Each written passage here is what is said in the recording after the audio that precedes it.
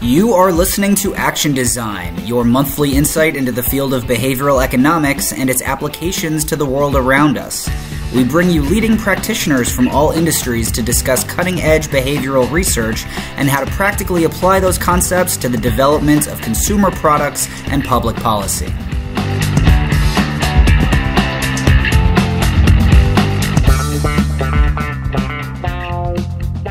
All right, well, welcome everyone to another episode of Action Design Radio. I'm your host, Eric Johnson, and along with me, as always, is Zarak Khan. Zarak, what are you up to on this fine Monday evening, and where are you? Hello, all action designers out there. I am in, I wish I could say lovely St. Louis, but it's terrible weather here. It's been terrible weather for like a week, which is sad news to my Floridian heart. But yeah, so I am in St. Louis. So if any of you guessed St. Louis, it's part of our ongoing challenge. You get a free tour of the Anheuser-Busch Brewery, courtesy of me. Yeah, I flew back from Arizona today, and it was not. I love Chicago, but sometimes it's hard to come back when it's still cold in April. So, speaking of Chicago, our guest today is also here in Chicago this evening. We have Kelly Leonard from the Second City. So we're really excited. I know we've been talking back and forth a little bit about doing this for a long time, and it's going to be kind of I think, especially exciting episode because you have definitely a more unique background and probably perspective on a lot of these things than we have in most of our shows. So let me kind of get started. If you want to do sort of, especially since you do have such a unique background and perspective on these things for the behavioral science field, give us a little bit of background about yourself and, how, kind of your story, what your career has been like and kind of the interesting, cool things you've done and kind of how that's led you to what you're doing now with it's a little more behavioral science focused. Yeah, of course. Yeah, I imagine if someone's kind of looking at this, they're like, why are you having someone from Second City on? And in fact, I've spent pretty much definitely my entire adult life there. It was my first gig out of college I was a dishwasher at Second City. So this was 1988. And Bonnie Hunt and Mike Myers and Jane Lynch were all in the professional company. Chris Farley was in the touring company, along with Tim Meadows. So it was like a very exciting time. Dishwashing sucked. Terrible job. But I ended up... All worth it is bad, and it's still not any good. But I got promoted pretty quickly and started seating the room, and I ended up working in the box office. And then right place, right time, very lucky, I became the associate producer of the Second City, so the guy in charge of all the hiring of the talent and producing all the stage shows, and I started doing that in 1992. So my first cast included Steve Carell, Stephen Colbert, and Amy Sedaris, among others. I hired Tina Fey for a first professional gig, as well as Amy Poehler, worked with Seth Meyers, Keegan-Michael Key, Jason Sudeikis, Rachel Dratch, Horatio Sans, a big list. The Second City is an awesome place to work. And I did that for a very long time. And part of what I did as I started to branch out in the business was find unique collaborators. And this really started theatrically. So working with Renee Fleming, the opera diva and Lyric Opera Chicago, to create a Second City Guide to the Opera, or Hubbard Street Dance to create a hybrid Second City dance show. And in this period where I was developing a lot of these collaborations, I also started collaborating with Tom Yorton, who ran our corporate division at Second City Works, and we co-wrote a book called Yes And, which was how we take our improv principles and take them into businesses. And if you to know a little bit why I might be on this podcast, just knowing that, what you might not know is that the woman who invented the games that make up the core pedagogy of the improvisational practice at Second City, she was a social worker at Jane Addams Hull House on the south side of Chicago in the 20s and 30s. And her job was to work with immigrant children to better assimilate them. And she created all these games and these exercises that they would play. Many are in gibberish or silent because the kids didn't always share language. And her son, Paul Sills, was studying at the University of Chicago. He taught these games to his friends, Mike Nichols, Elaine May, among others. They formed the first improvisational theater in America called the Compass Players. That morphs into the Second City. And so we have this pedagogy, which is a lot about recreating human behavior and teaching people, kind of giving them nudges to work better in groups with other human beings. So you start to see where the bridge might be. after I wrote the book, Yes and in 2015, I ended up stepping down from running the theater and didn't really have another thing to do. And through a series of weird events, I ended up connecting with Heather Caruso at the University of Chicago, who works at the business school, and she ran the Center for Decision Research at Chicago Booth, which at that point was overseen by Richard Thaler. And we hit it off, and Heather was really the one who said to me that, I remember her line was that, Kelly, we have decades and decades of research in behavioral science that shows us that people make bad choices for themselves. You have a practice that allows people to make different and better choices for themselves. Those two things have never been put together.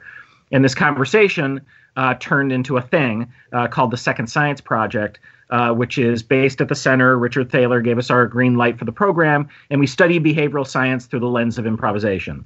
So Heather heads up the science side, I head up the Second City side, and we do research, and we create executive education programs, and we argue because we're too loose and they're too not loose. But it's actually great fun. Yeah, I remember we met, what was it, 2 or 3 years ago at that booth event. Like there was like a booth behavioral science event, and I was like, yes. I thought it was so cool that there was somebody from the Second City there.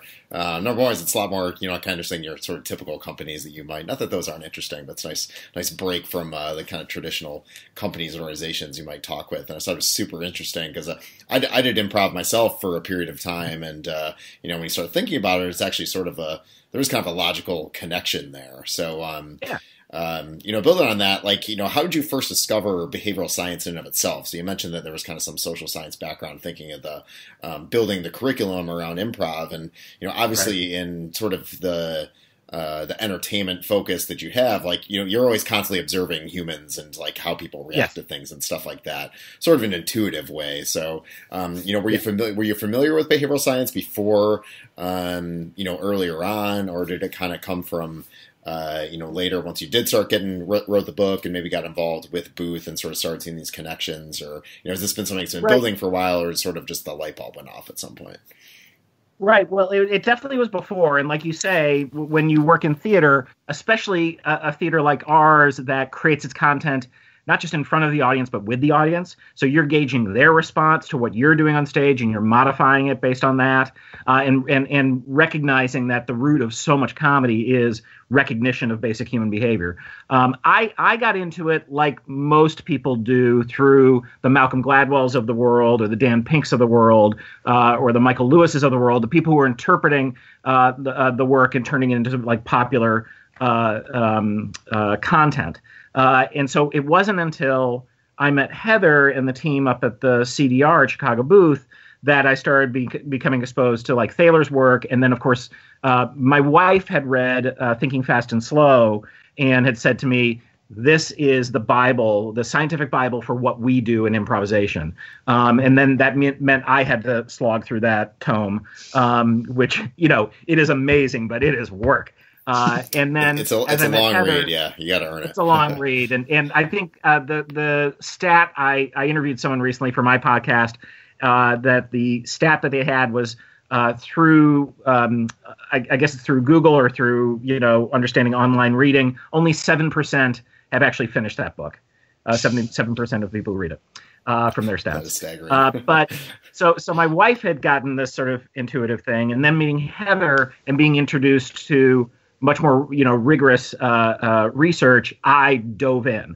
And because I was inventing my job at this point, and at that point was sort of this is a thing we can do, I had some space and some time to start reading all the literature and reading the evidence. And I tend to throw myself into things. So I've really spent the last 2 years, if I'm not reading 2 or 3 papers or 2 or 3 books a week, I'm not doing my job. So it's been this sort of deep dive, and all it's done is absolutely confirm this connection between improvisational practice and behavioral science in a number of sort of exciting ways, both as a tool to research, but I think more importantly, as a way to teach not just through a knowledge exchange, but teach through both the knowledge exchange and the physical practice. Because when you talk about things like self-verification theory, individuation, whatever. They're important, but when you can have someone do an exercise that reveals it to them or shows it to them or makes them experience it, that's a powerful tool for which they can, I think, deepen the learning. So you guys have been, I think, in partnership with Booth for about a year. Is that right? Yep. Just about a year. I'm curious to kind of hear how that year has been, what you guys have learned, and how y'all kind of work together, and anything has come out of that so far that you're particularly excited about. Yeah. So the thing that So we do a few different things. On the research side, we will do experiments inside the Second City classroom, where we'll take, there's maybe 100 or to 300 students at a given time, and they want to test a kind of phenomenon. So we'll split up the class and teach something one way and teach it another way. That stuff, and I can't get into a lot of the specifics of it right now, or they'd yell at me. But some of those studies are probably going to come out pretty soon. That stuff's just fascinating to me, what we find. Probably the program that I'm proudest of was we were asked to create a program for every incoming freshman to the University of Chicago this year. So we did orientation, and we created a program called Hearing One Another. And the idea was there is a problem that exists. It's been a universal problem, but it's kind of key right now, which is that people don't see each other, hear each other, listen to each other. They make assumptions, and they will not stay in difficult conversations. And a lot of that, it's running so rampant right now that this felt like a very important topic for us to hit. So we basically taught. We did train the trainer session with about 150 staff members at the University of Chicago, so they could all co-deliver these workshops. And then our team was spread out around, hitting the different workshops to see how it would be delivered. We scripted an improv workshop, which is kind of funny to say, but it was remarkable. The kids who came in, it was like this rainy day and it was hot. And they're all nervous, and the energy is so awkward. I mean, the level of awkward was the highest that I've ever seen in a classroom in ages. And by the end, after a couple hours together, all these kids are laughing, they are warm, and they're trading numbers, and they're trading emails, and it was great. And what we did was we customized a variety of Second City exercises to talk about the different ways that we make assumptions, and we make them wrong a lot of times, in the way that how important it is for individuals to be seen. And we show that, and we have them experience that. And you start to see the shift midway through the class. And then by the end of the class, the shift was done. And the response we got was just off the chain. People were very responsive to it. It seemed to have a really great effect. And there are other executive education type programs that we're creating right now. We basically will have, I think, by this summer, kind of a suite of programs ready for us to offer. Basically, everything's sort of been tested and retested. Again, like Second City is so used to we'll just do it. It's fine. It's good. We'll sell it. And it turns out the folks at University of Chicago are a little more strict about this stuff. So they really want to get it down, make sure it's all correct. Come on, guys. Yes, let's just go with this. Let's just do it. I actually think that's what makes the partnership cool, is that there's an understanding that we are going to be a little looser and a little more quick to jump. And they're the ones who are going to pull us back and make sure that we're doing it right. And that tension, I think, actually makes the relationship really strong. Yeah. So I'm kind of curious to dive in a little bit more to the extent that you can talk about it to, the specifics that you guys go through with improv, and sort of I think I read in one of the articles that you had written or were quoted in that you described it as yoga for social skills, but the impact that improv can have on the mind or on decision making. So how you guys show that through. Sure. Yeah, great. I can give you an example. So and this happened at one of our first meetings with the scholars up on campus. We had a group of our corporate facilitators in the room, and they said, all right, give us an example of an exercise you do, like with every, is there one exercise you do with every group? And we're like, well, yeah, the yes and exercise, the title of my book, is based on this. And what we do in a corporate sense, and this is just Second City when we're doing our work, is we have this concept around yes and where we find that most people's default is to do nothing, which turns out behavioral science says that as well, or the default is no. I'm not gonna do just a flat no. So the idea that we have is, in improvisation, you have groups of people making something out of nothing. And the way to make that not work is by saying no. And you can't just say yes, but, or even just yes. You have to say yes and. So we have an exercise. We pair people up. We have them pitch. We're going to have a reunion of this group. Pitch each other where we're going to have dinner. And person A is going to do the pitching. Person B is going to say no in as many ways as possible. Go. We have them do that for a minute. And everyone sort of laughs at the end, and we unpack what that felt like. Then we have them reverse roles, and person B pitches a reunion dinner, and person A's job is to say yes, but. And often people come back after that and say, well, that felt better, but then also kind of worse. It's kind of passive-aggressive, and we often say that, yeah, yes, but is like no with a bow tie. And then we have them do yes, and we say, sky's the limit here. You're going to yes and every idea. You're going to build upon the offering that the person makes, no matter what it is. It doesn't matter how crazy it gets. And invariably, the energy in the room goes up. There's more laughter, and people they're having sushi on the moon. It's crazy. And we're like, yes, that's the power of yes and. And as we're talking to the scholars in the room, two things came up. The first was one of them said that we were doing the exercise wrong, that we should have done it the other way, where we start with yes and work our way to no because of loss aversion. And of course, my response was, what's loss aversion? And as they explained it, as everyone here listening to this knows, people hate losing things more than they like gaining things. Well, in fact, we actually did it the reverse way at a workshop the next week. And Mark Sutton, the instructor, came back to me and goes, well, I have to say the lesson did get real deep. People were really mad at the end of the exercise. And I go, and he said, and it ruined the rest of the workshop because they were pissed for the rest of the workshop. So we did not take that sage advice from our colleagues at the University of Chicago. However, they did bring up also the idea of, okay, so you've got this yes and, which brings on an abundance of ideas. But you guys also have a creative process at Second City that cuts those ideas down to the best. Is there a level or another idea here that could illustrate that? And the one that that we co-created together was this idea around thank you because. So the idea there is we're going to have a disagreement, and we're going to pick something that we disagree on, and we're going to have people have a conversation. And your job is to listen to and understand what this person is saying to you. You thank them for that, setting up the gratitude part of the brain. And the because part is you need to frame what they said to you in a way to make sure that you understand it and that they understand you understand it. And this is this idea of individuation where we really feel good because we've been seen and heard.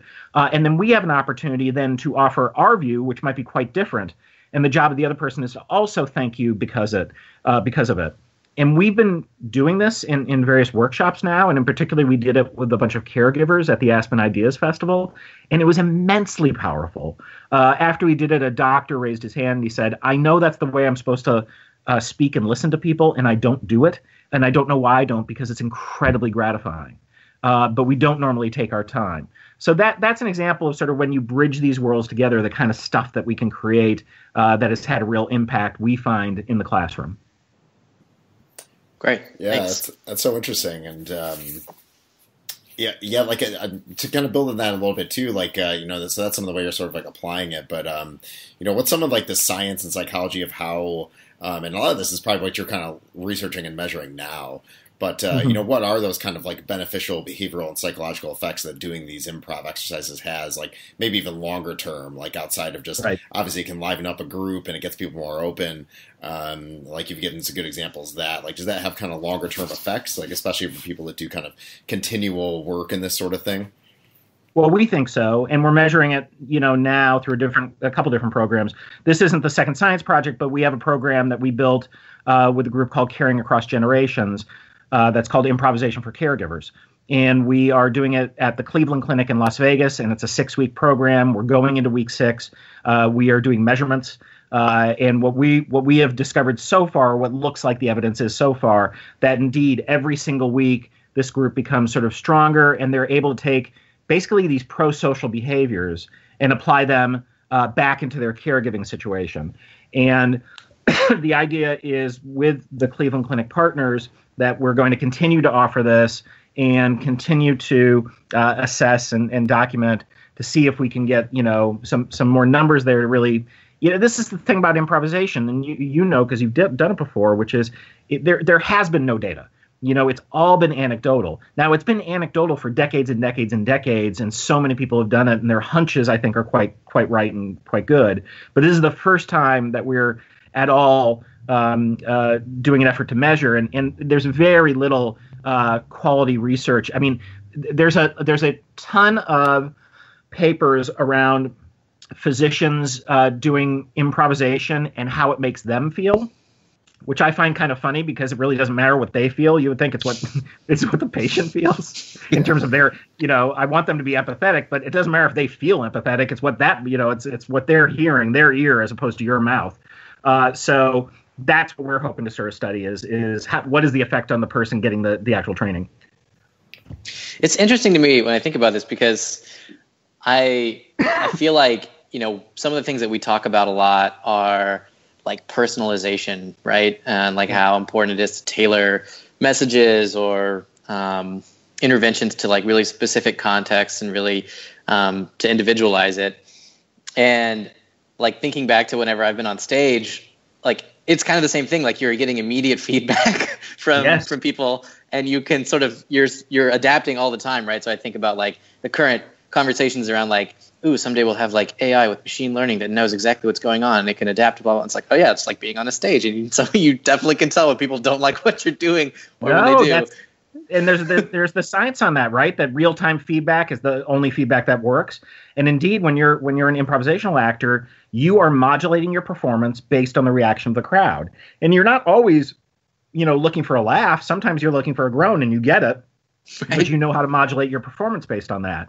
And you also have a director there who's able to sort of help interpret some of the stuff that went on in real time right after the performance.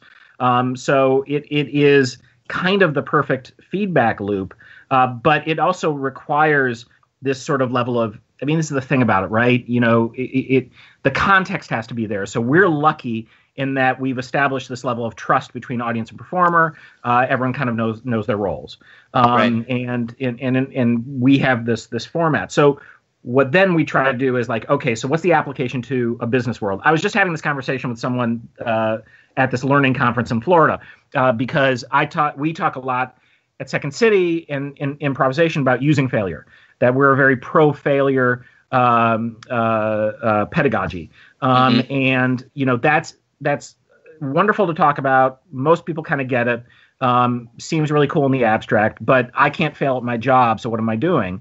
And I said, well, we have this thing in the process at Second City that some directors do, which is called Taboo Day. So it's usually around the middle to almost the end of the process, and we need some really wild ideas, and none are coming in because everyone's sort of in their, judgment brain or fear brain. Mm-hmm. So on Taboo Day, you need to bring in an idea that Second City would never allow to be on its stage. It has to be so utterly offensive, expensive, in terrible taste. We'll get people arrested. That is the job.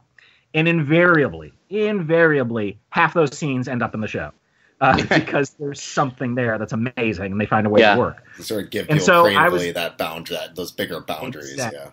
Get them. Yeah, it's like a push to divergent thinking. Mm-hmm. So I was sort of saying to someone, what if you and your business had, twice a year, terrible idea day, where everyone needs to bring an idea that will sink the company, an idea that will change, that you don't have time or money or whatever to work on. And not only will that be sort of a fun morale thing to do with everyone, I bet you're going to discover some stuff. And I saw people like noting this down, like, we're going to try this. I'm like, please email me back and let me know if it worked. That is a funny idea. It's also funny to think about like failure in the context of like when you're on stage. Like, I think that is one of the, maybe few contexts where like you really don't want to keep failing. And like, you know when it's happening and you're like, I got to change something. Whereas like if you're in business or if you're in public policy or whatever, like there's probably lots of contexts where you're like not optimizing it, right? You're like skating by and it's probably fine. But you don't necessarily, you're not getting that feedback. And so you can be in that state for like a long time of like, well, it's like, it's fine. It's not great. It's not as good as it could be, but it's okay. If you're not like primed to be, you know, getting that sort of real-time feedback where it's like, oh, that felt terrible. I don't ever want that to happen again. Yeah. Well, I think this is where, again, where context matters a lot, which is, you know, I don't want you failing on opening night. And I don't want you failing during the regular run of a show. We have built-in spots, late-night improv sets, the process by which we create a show, daytime rehearsals, where your failure ratio is fine to be, you know, 80, 90%. That's okay. That's what it is. But then you've got to be able to shift out of it. And so I think in a work context, that's what we miss. I mean, this is so true across the board in business, in my experience, is we fail to recognize the duality of anything.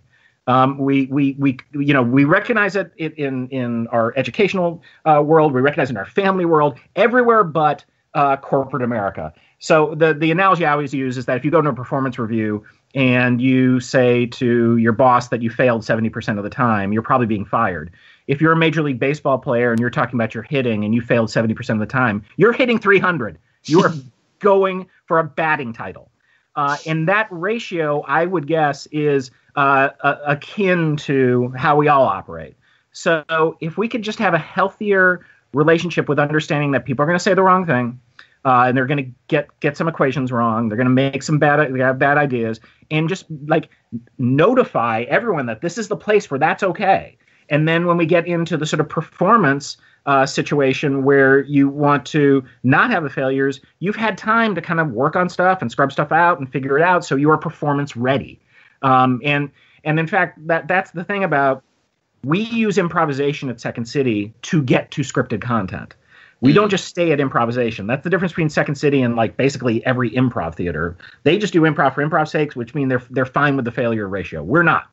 But we recognize that we can't get to the like incredible original work that we create without the failure process. But it's absolutely essential that it moves itself to scripted, golden, fantastic, well-reviewed content. That's how we're able to charge the money we are for shows, whereas every other improv theater in America charges $5 and $10 because they can't charge for more because the show could suck.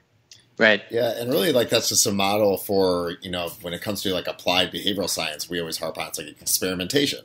It's like you need to measure what works, you need to be testing things out, and just psychologically, like, we recognize that, you know, the ideas we come up with often just aren't going to work. But when we test things out and we get those measurements and we do use that iterative process to try a lot of things, like, eventually we'll get to ones that work, and the ones that do work will sort of pay for all the failures.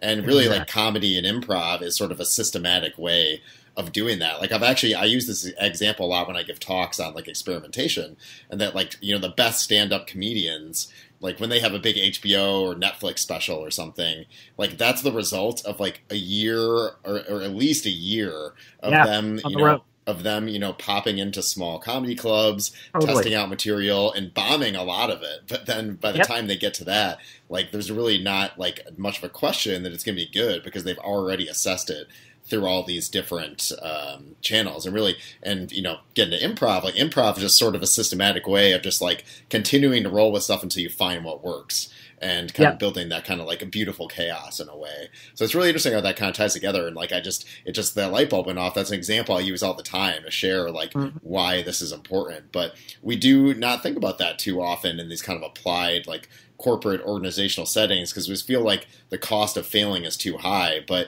there's no reason you can't build in that time for experimentation and for smaller, you know, less risky tests that build up to a bigger success in the end. Well, tech gets it. They do rapid prototyping. Exactly. They know that they have to throw stuff out there. And all we're saying is creative work is you can do that in a rapid prototyping situation in front of audiences. It's the same thing. It's like they're getting a gadget and they're sort of figuring out, well, the buttons should work this way or it's awkward with that. Okay, great. I'm going to change the design. Now you try it again. We're doing the same thing. we're trying this scene on, or this character on, or this line, or this concept, and then, we can see where it goes. It's funny, I just got back from seeing, it's the final preview week of Mean Girls on Broadway, Tina Fey show. And having worked, and her husband, Jeff Richmond, wrote the music, and Jeff was a director at Second City. They had told me before the show, they go, there's some Second City Easter eggs in the show for you. I hope you find them. And in fact, there's a couple of pieces that are in the show which are directly from Second City shows that Jeff directed. So this is our 40th anniversary show. It was called History Repaints Itself. And Jeff directed the scene where 3 people were at their sort of office cubicles. They're in office chairs. They're wheeling around to get papers and drop stuff off. And suddenly ballet music comes up, and they're in their 3 chairs. They do a dance, sort of spinning around, and it's this mini spectacle. In Mean Girls, they used the exact same concept, except for all the desks that the kids were sitting at in school, as well as the cafeteria desks, to show the different cliques as they sort of rolled around. And in talking with Jeff and Tina about it, I'm like, it's so amazing that you took this little tiny thing from a 180-seat theater in Chicago decades ago, and it's ending up as a giant musical number on a Broadway stage. But that's how this stuff happens. It all starts like a small idea, and you see if you can scale and grow it, and what else can it be, and how can it morph, and how can it develop. And the only thing standing in the way is you. The only thing standing in the way is someone to say no, someone to block, someone to not allow themselves to sort of think creatively in different sort of patterns.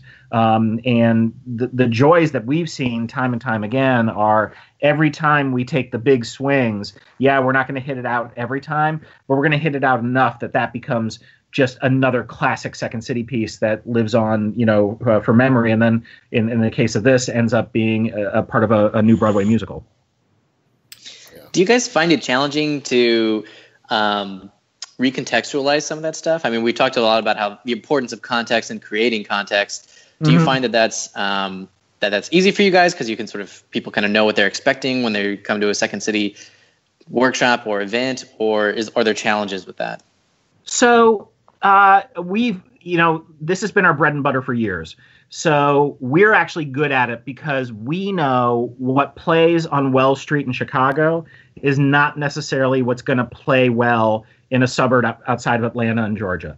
And we're very good at asking the right questions to understand our audience. So through recognizing where we're playing, who we're playing for, that's probably the sort of muscle memory for those of us who've been there for so long have kind of picked up over the years. And then as we've done these collaborations with different entities, we've recognized, if we're on a Norwegian cruise line ship, that show is going to look very different from the show that we're doing at the Civic Opera House with Sir Patrick Stewart and Renee Fleming. So, we can go up and down, go left and right, have all the different kind of shadings, depending on the audience that we're playing to. And I guess when we've got it spectacularly wrong, it's when we've just inherently misunderstood the audience. And I'll give you an example of that. When we first opened at Second City Las Vegas, so we're at the Flamingo Hotel, we were like, all right, you know what? This is a casino audience. Let's play it safe and just do a best of Second City show. We'll just do the greatest hits over the last 20 years or even 30 years. We'll just pick the absolute best material. It bombed like the first week. They were like, how is this not working? And what we sort of recognized was this audience, no one had any commonality. No one came from the same place. They were wildly different on the socioeconomic background. They probably didn't even know who Second City was. They often didn't pay for the tickets. And the one thing we needed to do was find a commonality. And so what we ended up doing was material that made fun of the experience they were in. We made fun of the Bellagio fountains. We made fun of the guys trying to, sell you porn stuff on the street. And we made fun of the other shows. We made fun of the theater they were in right now and in the casino they were in right now. And immediately that was the glue. And we're like, okay, reminder to self. We just completely took for granted that we understood what the audience experience and environment would be, and we didn't test out. We just were like, oh, if we do a best of, we'll start cold, we'll sell tickets, we're fine. So that took a while to get, and then we got it right, and we had a nice, almost 10-year run there. Yeah, I feel like that's a great lesson for, I don't know, I've seen several articles along these lines lately with regards to behavioral science around, like, it's not just like a list of best of hits, like, oh, now we're going to roll out default bias, and like expect that this is going to be like always going to work no matter what, understanding the context is super important. So that's interesting to hear that you guys have, that's that same sort of reaction and that same experience. Yeah, let's understand the context and the empathy to the people that you're building something for, like regardless if it's a comedy show or an app or some kind of behavioral solution, that if you're not, as humans, it's so hard for us to be empathetic in a lot of ways. Like, we really always look at things through our perspective. And so many times, we'll work with something in the behavioral side of things. And when you really get people to actually really see this from the end user's perspective, it's just completely different. And again, it's thinking about those commonalities, things that, what are they actually going through in this given moment when your intervention or whatever it is going to be applied. And it completely changes and immediately gets rid of most of your ideas that come from your kind of own selfish perspective of things, Yeah, well, and the failures they're the best stories, but they also teach you a ton. We got the rights to the stage version of the movie Slapshot with Paul Newman from the 70s, if you remember that. Mm-hmm. Oh, absolute classic, yeah. It's a classic movie. And we decided that what North America really needed was a live stage version of Slapshot. And we actually did a superb job putting this up, but no one came. And in part because we're like, I guess women go to theater mostly. They buy the tickets. Men really don't want to go see like a show about Slapshot. They'd want to see Slapshot or they want to see hockey. They don't want to see a show about it. And one of the producers we're working with, this is like the fourth night in, and we got great reviews, just no one came. And he goes, Kelly, you can't stop people from not buying tickets to your show. And I thought that was the greatest producer advice I've ever heard. And I'm like, yeah, you're right. I can't stop them from not buying their tickets. And that was again, one of these things where it's like, who said they wanted this? Oh, we thought that people wanted this. We didn't ask anyone. We didn't test any of this. And all that would have taken was that kind of test, and we would have not wasted hundreds of thousands of dollars and bought an obscene amount of, hockey equipment that's still sitting in some storage unit in Toronto. Yeah, but that's like the exact thing that a lot of companies and organizations do, is they'll spend hundreds of thousands, if not millions of dollars on things without testing it at all. It's like, there's always ways to validate and test your assumptions. And like, you got to be, and it's a creative process, like we've been talking about. Like, it's just like anything else. Like, you have to be creative in figuring that out. So it's that great idea of the restaurant who puts specials on the menu that they don't have, just to see if people order it. Yeah. And they'll be like, oh, we're out of that tonight. And enough people ask for it. They're like, let's put that back on. Let's actually make that. Somebody's going to want to do this. Yeah. So we'll do a couple more questions here. I'll let you get going with your night here. But, one thing I'm wondering is, this is super entertaining and interesting to think about. And we've talked a lot about kind of applying the creative process to sort of the business and behavioral side of things. But is there anything that's changed, like, since you've really kind of immersed in behavioral science and learned so much more about this, and also gotten kind of influence from, people at Booth and within the industry? Has that changed how you kind of operate at the Second City at all? Or, like, especially creatively? Yes, 1,000%. I realize that I and we don't know shit, and that is awesome. It is the most liberating thing in the world, because it does speak to the blank slate of improvisation. The idea of start with what's in front of you. Don't, we always say bring a brick, not a cathedral. And when you work in this field for so long, and you have this sort of expert bias or whatever it's called, I don't know the term for it, but this idea that your expertise gets in the way because you've done it a certain way. So for me, learning that, I was seeing everything in this very specific way, other people might see it quite differently. That on writ large has been hugely important. And my friend Linnea Gandhi, who teaches at Booth and works with Danny Kahneman and others, she's been awesome, because whenever she's working on a project and she talks to me about it, I always pick up these little things and just the what we call things, right? So she was telling me she was working with parolees in Australia. And they were one of the problems was that they were not having success in terms of these people staying out of trouble. And they called them offenders. And her big thing was, maybe you should call them clients. Maybe we start with that rather than offenders. And you're like, oh my God, we do that all the time. We label these terrible things and we don't think about what the impact is. And so I've really, and the other thing is, you have these problems and you think you need big solutions. And sometimes most of the time, it's a tiny solution.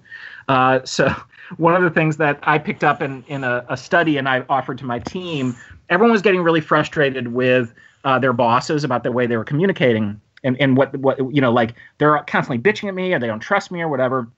And I was like, basically, I go, I want everyone to write this down and put it on their wall. Replace blame with curiosity. So when you take that call, you say, hey, my boss is curious about why we haven't sold more tickets. Let's get to the bottom of this rather than see it as blame. And within weeks, this was great. I had so many people come to me like, I can't, it feels like it's a magic trick or something weird, but I feel so much better and at peace just by shifting my mindset. So that kind of stuff, which is very small and very manageable, put into the hands of people on an everyday basis, I find is making daily transformations for the people who work at Second City. So that is one thing that I think I had no idea that might be, some of the output, and it's been really amazing to see. Well, I guess kind of along those same lines, what are some of the lessons either from improv or that you've learned from behavioral science that you've incorporated that you think would be good takeaways for the folks listening to this podcast? So there are so many other than taking your improv training, we'll say, just before that, yeah. That's number one. I think one of the things is so challenging assumptions, right? I think it would be very healthy for almost everyone to realize just these almost pathological amount of assumptions that we are all making as we drive to work, as we walk into work, as we leave work, as we have conversations at work, all that. And when you can take a moment to step back and just challenge one or two every day to sort of say, I think it was Carl Weick who said, and I love this phrase, fight like you're right, listen like you're wrong. If you can take that approach to your day, so you have your passion for your work that you believe in, and you fight for that. But every time you listen like you're wrong, and you can have a chance then to make adjustments and to really listen and to recognize that it's the Kahneman stuff of seeing the world as a problem, but that's not a negative thing. So in improv, we say see all obstacles as gifts, and it's a very similar sort of approach. But this is all a problem to be worked out. It's not perfect. And just because it worked today like this doesn't mean it's going to work like that tomorrow. So when you can approach it with that level of mindset, I find that stress goes away, first of all, which is hugely important in a workplace. You also make yourself more open to being a collaborative partner, and people want to work with you. And when you can, and this is an improv thing, but it applies, I think, scientifically as well. You need to be in improvisation massively others focused. Your focus is solely on the person across from you to make them look good. That is just drummed into you, and it is key for why we've been successful for so long. And then as you read some of the evidence, and especially in my conversations with Adam Grant, because his work is so rooted in this, is that level of sort of pro-social approach is a hallmark to success. And unfortunately, the business narrative in this country has been the opposite. It has been step on people to make your way to the top. And it's just not true. And even if it is, there's a level of truth to it. Payback is a bitch. And we've seen it at Enron, and we've seen it at other countries or other companies. That was a Freudian slip. We've seen it in our country.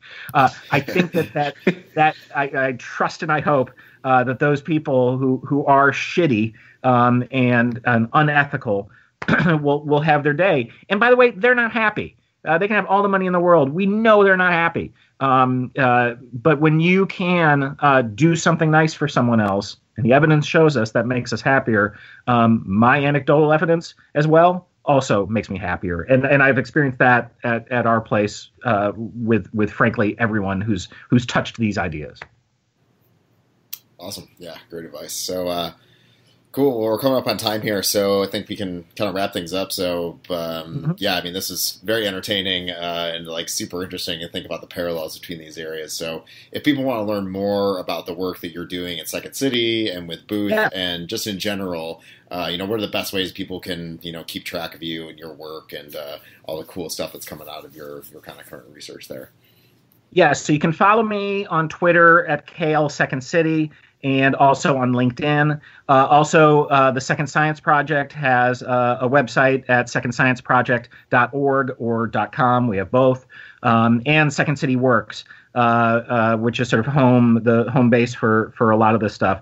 Our website and our social media sites, we're pretty active in putting stuff out there. And we hold lots of events, and we want more and more people to get involved. We do stuff at Second City and all over the country, or frankly all over the world. We just had one of our instructors just spent the last 6 weeks on various Asian cruise ships, training all of the staff on the ships for 6 weeks straight, and had the time of his life. They were so into the improv stuff. They totally got it. And it was one of those sort of like, I saw him today and he's like, I can't even believe how well it went.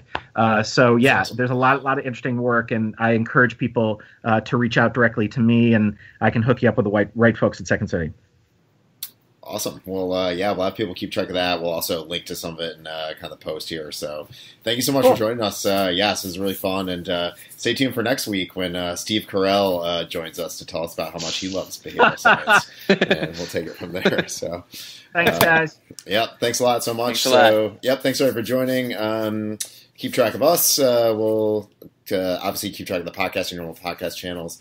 I'm on Twitter at Erik Lee Johnson. That's Erik with a K, not a C. Common mistake. Zarak, how can people keep hold of you? I'm also on Twitter, at Zarakstar, ZARAKSTAR. Great Twitter. And then I'm also on LinkedIn too. And also, we have a cool, Zarak is involved with a great new behavioral website coming out soon. You want to tell people about People Science real quick before we take off? Yeah, for sure. So Merit's the company that I work for. We are launching a website any day now called People Science, peoplescience.com. Both Erik and Kelly are contributors to this, along with many other awesome people. So, and some of them you've already heard on this podcast. So, so keep an eye out for that. Basically, applying behavioral science to the modern marketplace. So, it's very accessible stuff. If you like the format of this podcast, you'll probably like a lot of what's on there too. Awesome. Well, Kelly, thanks again for joining us. This is a lot of fun. Much appreciated. We'll be keeping an eye out for cool new stuff. And maybe we'll have to chat again on the podcast later once we got some of these kind of exciting studies come out. We can dissect those results a little bit. I'd love to. Thanks, guys. Take care. Cool. Thanks a lot. Have a good rest of the night. Thanks, Kelly. Bye. See ya. Bye. Thank you for listening. That concludes this edition of Action Design Radio, hosted by Erik Johnson and Zarak Khan. All podcast episodes are available for download on SoundCloud, YouTube, and iTunes. And don't forget to follow us on Facebook and Twitter.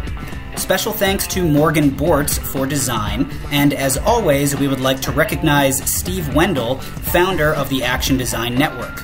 I am your producer and audio engineer, Zach Simon. For more cutting-edge behavioral science content, visit action-design.org. Once more, that is action-design.org. There, you can sign up for our newsletter and find an in-person event happening near you.